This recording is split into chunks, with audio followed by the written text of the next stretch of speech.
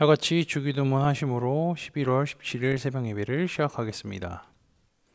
하늘에 계신 우리 아버지, 아버지의 이름을 거룩하게 하시며 아버지의 나라가 오게 하시며 아버지의 뜻이 하늘에서와 같이 땅에서도 이루어지게 하소서. 오늘 우리에게 일용할 양식을 주시고 우리가 우리에게 잘못한 사람을 용서해 준 것 같이 우리 죄를 용서해 주시고 우리를 시험에 빠지지 않게 하시고 악에서 구하소서. 나라와 권능과 영광이 영원히 아버지의 것입니다. 아멘. 다 함께 찬송가 370장 찬양하시겠습니다.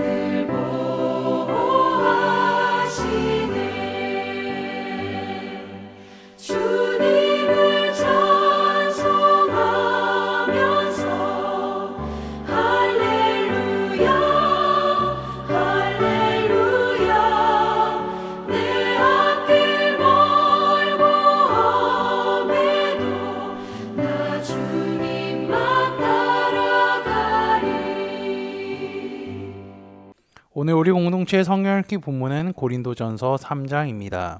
그중 1절부터 9절까지를 읽고 말씀을 나누도록 하겠습니다. 형제들아, 내가 신령한 자들을 대함같이 너희에게 말할 수 없어서 육신에 속한 자, 곧 그리스도 안에서 어린아이들을 대함과 같이 하노라. 내가 너희를 젖으로 먹이고 밥으로 아니하였노니 이는 너희가 감당하지 못하였음이거니와 지금도 못하리라. 너희는 아직도 육신에 속한 자로다. 너희 가운데 시기와 분쟁이 있으니 어찌 육신에 속하여 사람을 따라 행함이 아니리요. 어떤 이는 말하되 나는 바울에게라 하고 다른 이는 나는 아볼로에게라 하니 너희가 육의 사람이 아니리요. 그런즉 아볼로는 무엇이며 바울은 무엇이냐? 그들은 주께서 각각 주신 대로 너희로 하여금 믿게 한 사역자들이니라. 나는 심었고 아볼로는 물을 주었으되 오직 하나님께서 자라나게 하셨나니 그런즉 심는 이나 물 주는 이는 아무것도 아니로되 오직 자라게 하시는 이는 하나님뿐이니라. 심는 이와 물 주는 이는 한 가지이나 각각 자기가 일한 대로 자기의 상을 받으리라. 우리는 하나님의 동역자들이요 너희는 하나님의 밭이요 하나님의 집이니라. 아멘. 바울은 고린도전서 2장에서 그리스도인이 된다는 것은 성령의 사람으로 온전하고 성숙한 사람이 된다는 것을 제시했습니다. 3장에서부터는요 고린도 교회의 모습을 교육적인 안목에서 설명합니다. 그의 눈에 비친 고린도 교회 사람들은요 자기들 스스로는 성숙한 사람이라고는 하나 실상은 결코 성숙하지 못한 어린아이와 같은 사람들이었죠. 그래서 3장을 시작하며 이렇게 말을 합니다. 형제들아, 내가 신령한 자들을 대함과 같이 너희에게 말할 수 없어서 육신에 속한 자 곧 그리스도 안에서 어린아이들을 대함과 같이 하노라. 바울은 그들이 그리스도 안에 있는 형제라는 사실은 분명히 합니다. 다만 그들에게서 성숙한 자들이 아닌 어린아이 같다고 대할 뿐이죠. 여기서 그리스도 안에 있는 어린아이라는 것은요 불신자를 의미하는 것은 아닙니다. 다만 미숙하고 경험이 없고 깨달음이 연약한 자들이라는 뜻이죠. 바울은 그리스도인의 성숙을 지성의 영역이나 인식의 능력 소유 여부에 관련된 것이 아닌 삶의 태도와 행위와 관련이 있다고 주장했습니다. 물론 그가 삶의 태도와 행위만 본다는 것은 아닙니다. 모든 것을 종합적으로 보기는 하죠. 그런데요, 정말로 성숙한 그리스도인이라면요, 그에 따른 행동이 뒷받침된다는 것입니다. 바울이 고린도에서 복음을 전했고 그것을 듣고 주님을 믿은 사람들이 모여서 교회가 세워졌습니다. 하지만 그들은 거기서 멈추고 더 이상 성장하지 못했던 거죠. 예수님을 믿고 성령을 받아 그리스도 안에 거하지만 어린아이와 같은 상태라는 겁니다. 게다가 바울은 이들을 향하여서 육신에 속한 자라고 하는데요. 그 앞장 2장 14절을 보면요. 육에 속한 자라는 말이 나오기 때문에 우리는 쉽게 헷갈릴 수가 있습니다. 2장에 육에 속한 사람은요. 성령을 받지 않은 비그리스도인을 의미하며 3장에 육신에 속한 자는 성령을 받고 믿음의 사람이 되었으나 아직 주님의 말씀에 따라 살아가거나 행동하지 않는 사람들을 의미합니다. 바울은 이 어린아이와 같은 자들을 향하여서 자신이 무엇을 했는지 알려주고 있습니다. 고린도 교인들을 저주로 먹였다고 표현하죠. 왜냐하면 이들은 영적으로 어린아이이기 때문에 제대로 된 말씀을 가르쳐도 들을 귀가 없기 때문입니다. 우리 나이가 있으신 형제 자매분들은 잘 아시겠지만 아기들은 어릴 때부터 밥을 바로 먹을 수가 없습니다. 분유와 이유식, 그 전에는 모유도 있겠죠. 그 모든 것을 거쳐야 제대로 된 밥을 먹을 수가 있습니다.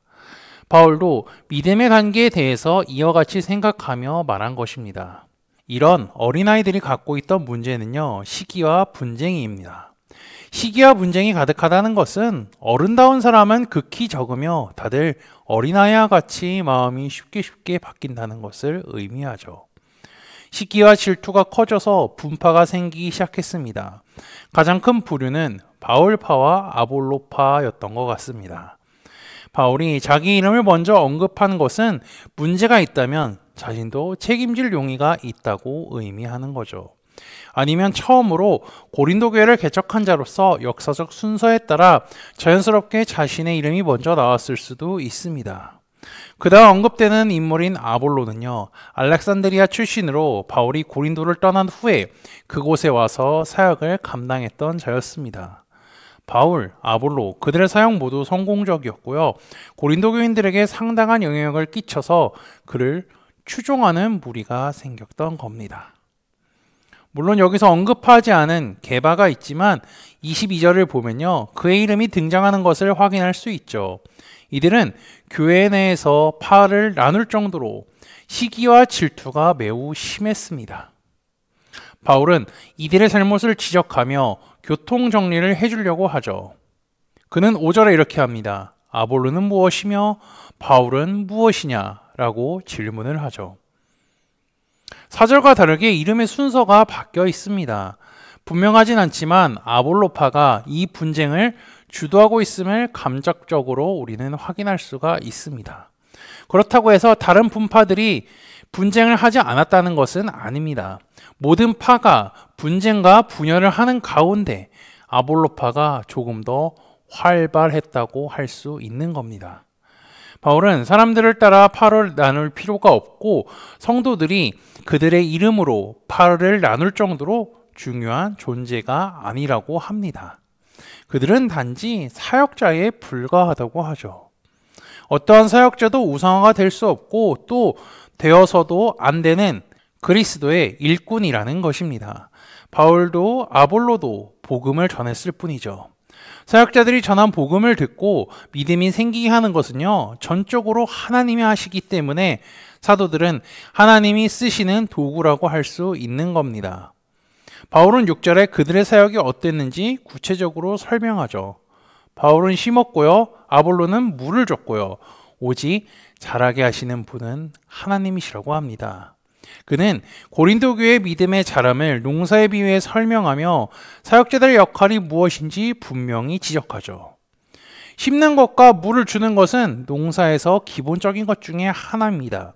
하지만 그 씨앗이 자라려면 자랄 수 있는 환경과 여건이 가장 중요하기도 하죠. 아무리 씨를 뿌리고 물을 주더라도 자랄 수 있는 환경이 못 되면 그 씨앗은 말라 비틀어져 버리기 때문입니다. 바울은 자신도 아볼로도 중요한 역할을 했으며 필요한 존재라는 것을 말해주죠. 하지만 궁극적으로 중요한 그 씨를 자라게 하는 것은 하나님이시라는 겁니다. 하나님이 역사하지 않으면 바울과 아볼로가 한 사역이 무의미하다는 것을 의미합니다. 이어 7절에서는요, 6절의 내용을 부연 설명하고 있습니다. 바울은 의도적으로 씨를 뿌리고 물을 주는 사람의 이름을 빼고 오직 하나님만 드러나게 말을 하죠. 사도와 복음을 전하는 자들은 단지 하나님의 도구며 오직 하나님께서 교회 안에서 영광과 존귀를 받으셔야 할 뿐임을 강조합니다. 이어서 심는 이와 물 주는 이가 각자가 일한 대로 상을 받을 것이라고 합니다. 이 두 사람의 공통점은 무엇일까요? 복음을 전했다는 겁니다. 복음을 전하는 자들의 목표는 단 한 가지죠. 복음을 통해서 사람들이 예수 그리스도를 믿어 하나님의 자녀가 되게 하는 것입니다. 그러니 사역자들끼리도요, 경쟁할 필요가 없습니다. 오히려 바울과 아볼로는 경쟁할 필요를 느끼지도 않지만 고린도 교회 성도들은 어린아이이기 때문에 서로 자랑하고 시기할 뿐입니다. 이어서 바울은 자신과 아볼로를 하나님의 동역자라고 표현하죠. 그리고 고린도 교인들은 하나님의 밭이요 하나님의 집이라고 묘사합니다. 하나님의 동역자라는 의미는 하나님을 위해 서로 함께하는 동역자라고 생각하시면 됩니다. 그들은 하나님을 위해 일하는 사람이죠. 즉 바울과 아볼로는 서로 동역자로서 하나님께서 맡기신 일을 함께해 나가고 있는 것입니다. 사도행전 1장을 보면요, 복음을 듣고 믿어 성령을 받은 자들이 해야 할 일에 대해서 정확하게 주님이 가르쳐 주셨죠. 오직 성령이 너희에게 임하시면 너희가 권능을 받고 예루살렘과 온 유대와 사마리아와 땅끝까지 이르러 내 증인이 되리라 하시니라. 바울은 고린도 교회 성도들이 서로 시기하고 질투하기를 원하지 않습니다. 왜냐하면 그것은 하나님께서 원하시는 것이 아니기 때문입니다. 게다가 당파를 지어서 사도 중 누군가가 높아지고 낮아지는 것도 원하지 않죠. 교회 안에서 찬양과 영광과 존귀를 받아야 할 분은 오직 하나님 한 분이시기 때문입니다. 바울은 하나님의 뜻을 명확하게 알게 하기 위하여서 고린도전서를 기록했으며 그들의 잘못된 생각을 바로 잡아주려 하며 하나님의 마음과 뜻을 가르쳐주고 있습니다.